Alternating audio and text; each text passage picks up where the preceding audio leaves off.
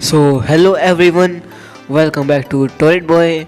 और ये होने वाला है स्नाटनी फायर द अनटोल्ड स्टोरी का एपिसोड नंबर 6।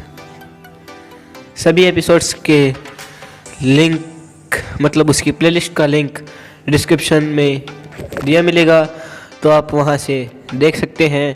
और शुरू करते हैं हमारी एपिसोड नंबर 6 को बिना किसी देरी के। सिंधु अपनी दुकान पर पहुंच गया था। तभी उसके पास एक कस्टमर का फ़ोन आ गया और सिंधु ने उसका ऑर्डर लेके और एक लड़के को डिलीवरी के लिए भेज दिया। फिर सिंधु अपनी जॉब पूरी करके वहाँ से निकला। तभी उसका एक्सीडेंट एक गाड़ी से होते होते बच गया और वो गाड़ी पोल से टकरा गई। उस लड़के की उम्र लगभग 25 से 30 साल के बीच की थी और सिंधु को कुछ नहीं हुआ था। सिंधु तभी अपना फ़ोन निकालता है, एम्बुलेंस को बुलाता है और फिर अपने फ़ोन में देखने लगता है। उसे देखकर सिंधु बहुत पूरी तरीके से चौंक जाता है और बहुत ज़्यादा गुस्सा हो जाता है। इसका कारण जानना वाकई बहुत दिलचस्प होगा। सिंधु देखता है कि फ़ोन में जो लड़की मांस लेके गई थी वो मांस खा रहे हैं और यही चीज़ देखकर सिंधु हैरान था। सिंधु को लगता था कि कल सोमवार है और ये इसलिए लगता था क्योंकि आज सिंधु ने अपने कैलेंडर में रविवार देखा था जब उसने कैलेंडर को पलटा था अपनी दुकान पर। और सिंधु इसलिए घबराया हुआ था क्योंकि कल सोमवार था और बच्चों का व्रत भी था। फिर सिंधु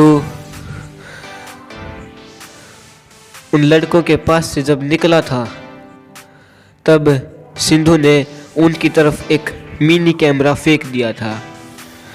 जो कैमरा सिंधु ने उन लड़कों की तरफ फेंका था वो सिंधु के मोबाइल से कनेक्टेड था, जिससे सिंधु उनकी बात सुन सकता था और वो क्या कर रहे हैं ये देख सकता था।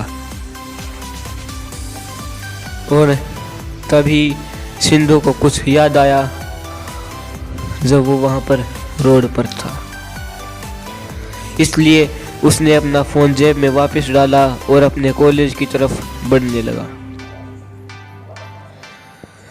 जब सिंधु कॉलेज के गेट में एंटर करने वाला था तो उसने देखा कि वहाँ पर कोई नहीं था।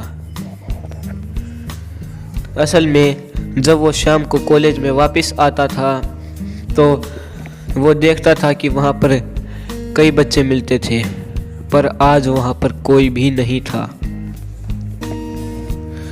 तो सिंधु ने फिर इधर उधर एक बार और देखा, कहीं उसको कोई गलत फैमिली तो नहीं हो गई है। पर हमें क्या करना था, हमें तो इसकी कहानी सुननी है, तो सुनते हैं। तो सिंधु ने फिर वहाँ से कोई नहीं दिखा तो वो वहाँ से जाने लगा, पर तभी उसका फ़ोन बजा। 2-3 घंटे बजने के बाद सिंधु ने देखा कि हितेश उसको फ़ोन कर रहा है। हेलो, उधर से आवाज़ आई। हाँ भाई बोलो, सिंधु ने कहा। अरे कहाँ रह गया भाई, हितेश ने कहा। अरे कहीं नहीं, अभी गेट पर आया हूँ, बस आने वाला हूँ, सिंधु ने इधर से जल्दी जल्दी में कहा। पर ये सारी बातें सिंधु की आवाज़ में ठीक नहीं लग रही थी और इसी बात को तभी के तभी सिंधु समझ गया और इसी बात को हितेश तभी के तभी समझ गया और फिर कहा, क्या हुआ, कोई दिक्कत है क्या? नहीं कुछ, कोई दिक्कत नहीं है, सिंधु ने डर से कहा। ठीक है भाई, जल्दी आ जाना और कुछ खाने को भी साथ लेके आना, हितेश ने कहा। ठीक है, मैं ले आऊँगा। और फिर सिंधु ने फ़ोन काट दिया।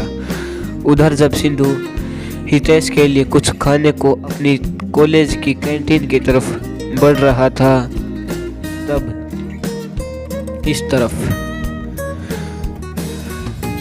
सिंधु के कमरे हितेश, आकाश, हर्षित तीनों बैठे बैठे बात कर रहे थे और